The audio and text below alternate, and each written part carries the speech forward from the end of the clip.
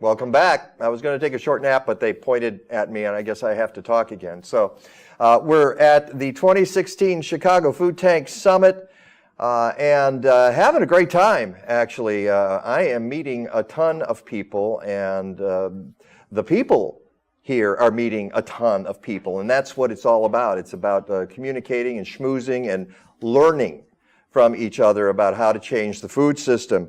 I want to remind folks that they can participate here on the live Facebook stream. We are streaming these short interviews all day long, and you can use the hashtag Food Tank, and you can ask questions, and you can make comments, and we hope you'll participate. You can find the stream on a number of Facebook pages, including Food Tank, including Natural Awakenings. What is it, Peggy? Natural Awakenings Chicago? Natural Awakenings Chicago. That's Peggy Malecki, who's the co-host of the Mike Novak Show, and I am the host. And she publishes that magazine, Natural Awakening Chicago, and I hope you'll check out her magazine. And you can go to MikeNovak.net anytime and catch podcasts of my radio show, and I hope you do that. I also want to thank Organic Valley, who is the sponsor of these live interviews, the live streaming on Facebook. You can also go to foodtank.com and watch streaming of the panel discussions. And here's somebody who was just in on a panel discussion, and it's a buddy of mine, Harry Rhodes from Growing Home. Harry, it's so good to see you. Hi, good to be here. How'd your panel go? What were you talking about? Good.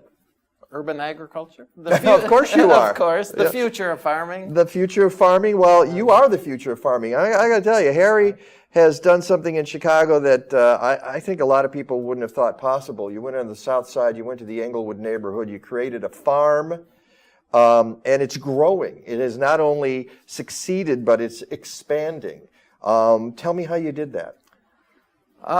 We have been working for 15 years. Our goal is to use organic farming as a vehicle to change lives, to change individual lives and to change communities. And we've been in Englewood for 10 years. We hasn't been without its challenges.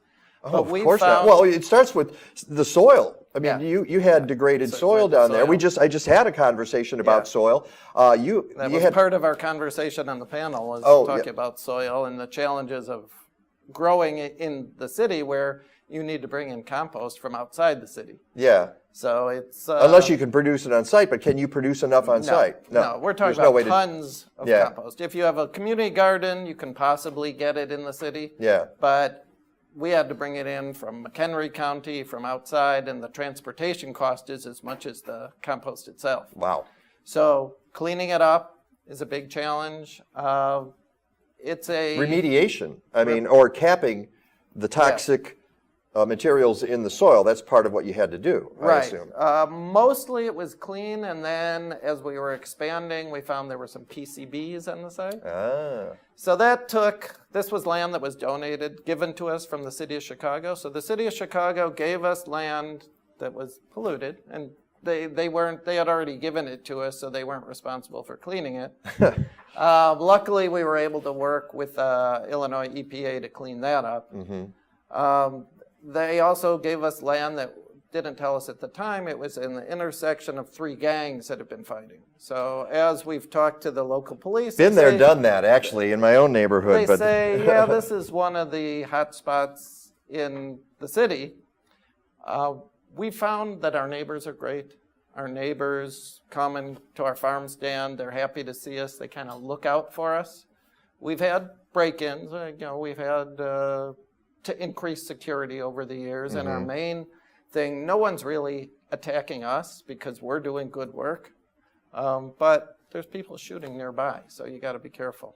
Well, in my own neighborhood, the block I was on, we started a community garden because the corner 5 doors down from me was the drug corner for 30 years. Mm-hmm. I didn't know it when I moved in, so here I am in Chicago going, oh, okay, well, that's nice. We started a community garden because there was an empty lot right at that corner, and within 2 years, the gangs were gone. And obviously you're in a slightly different situation. I'm in Logan Square, you're in Englewood, but still, you must have had a positive effect on the neighborhood. They moved Unfortunately, they a moved little bit a block farther, or yeah. two away instead of being right there. Yeah. But we found so many good people in the community. It's not just crime and poverty. There's good people who are working to change that community. And we couldn't do it on our own, but we've been kind of the catalyst for other farms, Yeah, you have. You've been a role model. I mean, you're an inspiration to start all kinds of urban agriculture in Chicago. Yeah, we feel good about it. You should feel good about it. I mean, you should be really proud of what you guys have done. And your model is slightly different. It's Harry Rhodes, by the way, from Growing Home. Talk about the model of the job training you do. So we take the urban farming and we use it as the basis for a transitional jobs program. This past year, we worked with 50 people who all have barriers to employment. Most of them have had felonies, many have been homeless, substance abuse issues. We take people who are ready to change their lives. And we say, if you work with us, we'll give you an opportunity to work, to get paid, not just job training, but they work and get paid for 14 weeks. They're part of our business. They learn everything. You can learn a lot by farming. You can learn quality control. You have to work. You learn about life by farming. You learn about life, but and you have neighborhoods to, you have and to people. Work, and, you have to work fast. You have to work as part of a team. Yeah. There's a lot of skills that can be used anywhere you go afterwards. Yeah. And we also work on the job readiness side. So we help people, they've had trauma in their lives. We don't ignore that. We help them figure out how to deal with it and how to move on and how to prepare themselves to be the best they can be. That's what I've heard from our PAs, from our production assistants, that we help them be the best they can be. And then they move on to jobs throughout the food sector in Chicago, from indoor farming like at Farmed Here, to local foods, to restaurants, Whole Foods, which just opened up in Englewood. We have 2 people working there. And I imagine they go back to their neighborhoods and they change their neighborhoods. There's a ripple effect. Yeah, if we train 50 people, we have an effect on hundreds of people. We have an effect on their immediate family, extended family. Often they refer family to us to come and be part of the program because it was so good for them. Some of our best referrals are people who have had loved ones in the program before, and they come because they see the impact it can make. So here at the Food Tank Summit, what are you trying to get across to the people you're talking to? That urban farming isn't just about, hey, let's put some food in the ground and let's sell it, but it's about the impact it has on lives, impact on individuals through the job training we do, impact on people who come and see what we're doing and learn about it. We have outreach, teach people, education, and communities. So that when we started in Englewood, we were the first ones there. Yeah. Now there's other farms. There's a whole there's transportation. There's going to be along the rail line right there. next to our farm, there's going to be a nature path. Isn't that amazing? Yeah. And you're sort of the anchor for that. And We got a quick question here. Talk about your urban produce distribution networks in the food desert. So we have a weekly farm stand. We call it Wednesdays at Wood Street because it's not just a farm stand. It's also reaching out to the community, cooking demonstration, workshops, free tours. And at our farm stand, we accept WIC and senior coupons. We accept food stamps. We have a double coupon program. So we have incentives so that people can afford to buy our produce. That's a huge key in farmers markets, though, having those, getting people to have access to the food through those programs. Right. Yeah, that's been key to increasing the amount of food that gets into the community. We started night market at Kusanya Cafe, which is the first independent cafe to open up in Englewood, and certainly as far as I know. Really? And so we partner with them twice a month, and we have a market there. So people buy our produce, and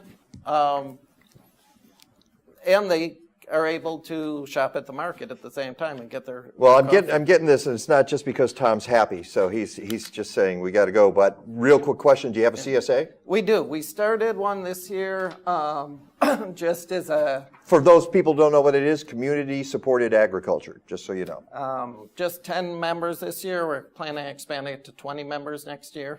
So we're. And you can you grow all that right on site? We do. It's amazing. Yeah. Harry Rhodes, you're an inspiration. You Thank really you. are, Thanks, and Mike. your organization is an inspiration. Always good talking to you. It's great talking to you too. That you can go to Growing Home. It's at Growing Home on Twitter and Growing Home on Facebook. You're watching live streaming at the 2016 Chicago Food Tank, hashtag Food Tank. Send us we've been getting some great questions and comments, and we really appreciate that. Again, sponsored by Organic Valley. Thank you so much, Organic Valley, for that. I'm Mike Novak. I will be back in a few minutes.